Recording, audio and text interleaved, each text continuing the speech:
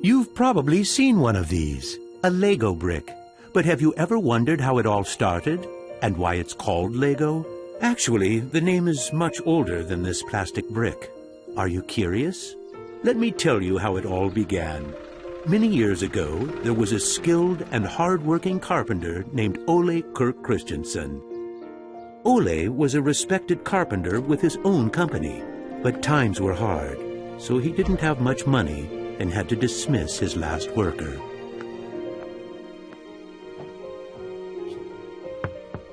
Come on in. I've closed down the workshop and packed my things. Thank you.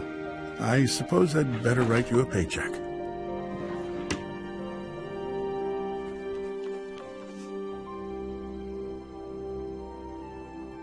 Take care.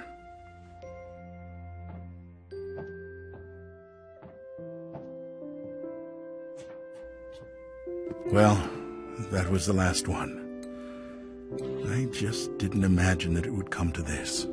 I know. It's hard to understand. But at least now it can't get much worse. But it did get worse. Shortly after, Ole lost his wife. But Ole was a special person. He wasn't the type that gave up. And with the responsibility of his 4 sons, he had to think of something.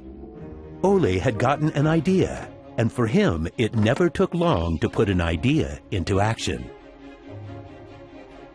Ole's little invention made his boys so happy that he thought maybe he should start making toys.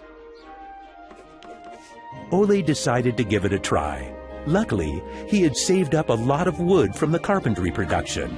He could now use it to make toys.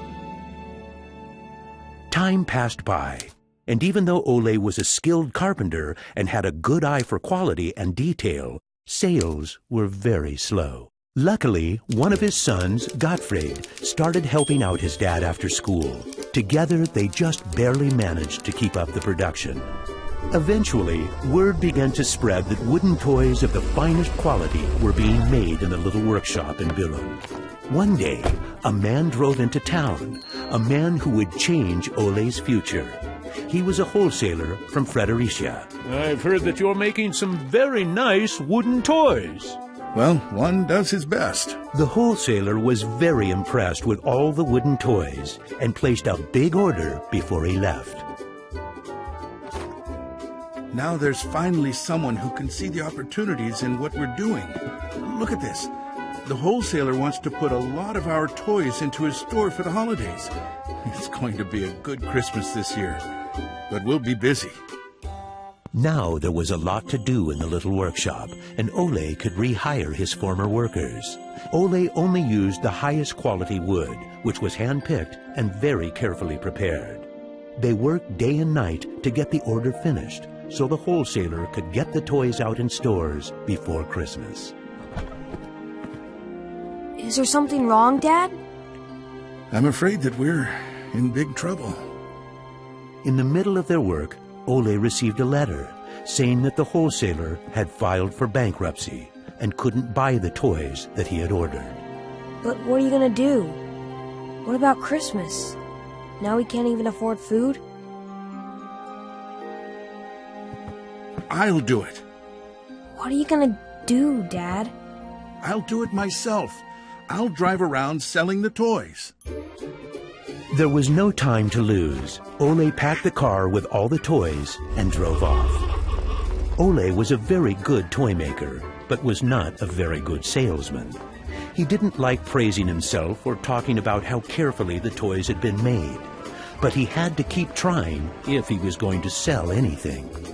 This is going to be a blast. Is there anything you're interested in? It looks exciting, but I don't have a lot of money right now. Maybe we could trade and call it even. Well, I would prefer money, but... In the end, he succeeded in selling all the toys. He didn't receive as much money as he had hoped, but the family managed, and they had plenty of food for Christmas. Time passed by, but the toys didn't sell as quickly as they had expected. Ole thought perhaps the company needed a good name. What should it be? It has to be a short word. I want it to convey playing well. In Danish, playing well is called leg godt. What should it be? What should it be? Yeah, if only I could get some sort of a sign.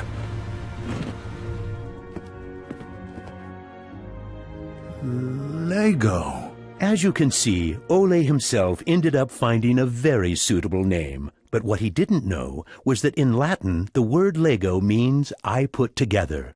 The name Lego was well received, and the company slowly started to move forward. We have made 3,000 crowns this year, and we have more orders than usual. Did you say 3,000 crowns? Then you need to see what I've been looking at. Even though Gottfried wasn't comfortable spending money on a milling machine, he could see that it was useful and that the quality of the toys improved. Could you finish the last batch and get it ready for shipping? I will. Dad, I saved a lot of money for the company today. Really? How? I figured we could save money in the lacquer, so I only coated the ducks twice instead of 3 times. You what? Unfortunately, Gottfried's idea didn't go over well with Ole.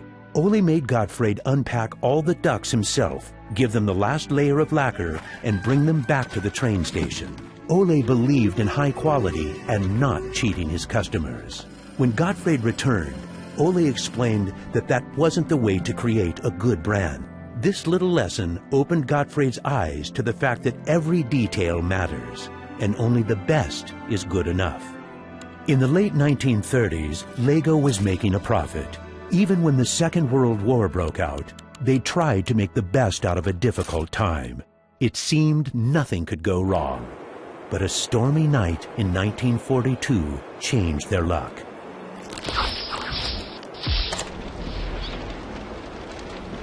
There's a fire! The workshop is on fire! But when the firemen arrived, they were unable to save the workshop.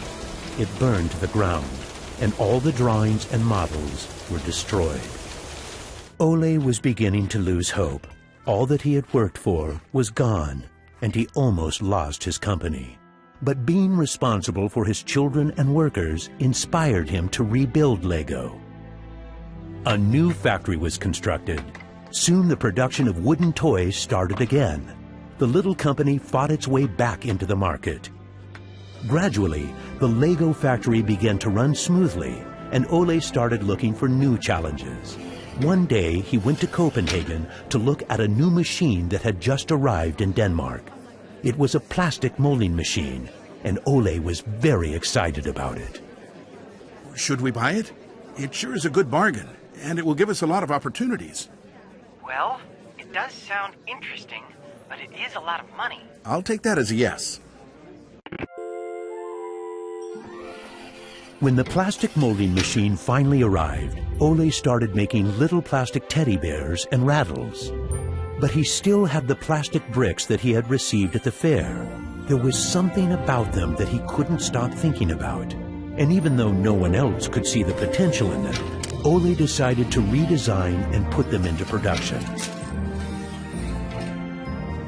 But it was when Lego first launched the Gray Ferguson tractor that the plastic toys became a success. Unfortunately, the sales were dropping during the summer, and the company had too many toys in stock. This can't be right. Of course our products can be sold the whole year, not only for Christmas. Gottfried decided that he would go out and sell the toys himself. Gottfried brought his wife Edith as company and moral support. If you can't get cash, then we need butter and eggs. Well, it wasn't that bad. Gottfried was a success in his trip around the country, which helped Lego to get out of its financial crisis. They reached home just in time for Ole's birthday party. Ole turned 60, and the whole family was gathered to celebrate with him. Well, I guess it was a long trip around the country. Hey, I got an idea. Listen. What about a picture with the 3 generations? Everyone thought that was a good idea, and we were placed on the sofa with all the presents and flowers around us. On a business trip to England, Gottfried met the head of a big shopping center on his way home. They discussed the toy industry, and the conversation would be very important to the future of Lego. Damn this industry. I just think that toys are no good nowadays. What do you mean? I think they're working very well. Oh, they work fine, sure, but there's no system in anything. System? System? There isn't any system. What in the world are you doing, Gottfried? There isn't any system. The toys need an idea and a system built around it. I want to put system into play. Children have only been offered ready-made solutions. They need something different that will strengthen their imagination and creativity. So you're trying to put Lego into a system? Interesting. That same year, Lego started producing the first Lego system of play.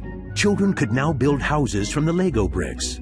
The town plan gave play a realistic town setting, and with this, children learned about traffic safety.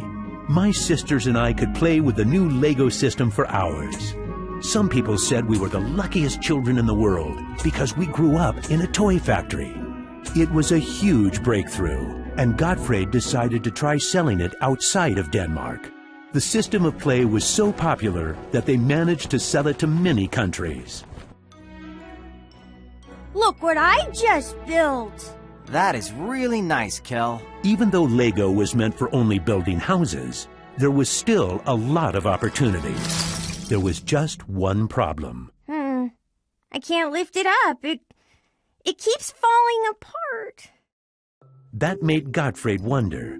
He wanted to find a way to make the Lego bricks stick together, but that was easier said than done.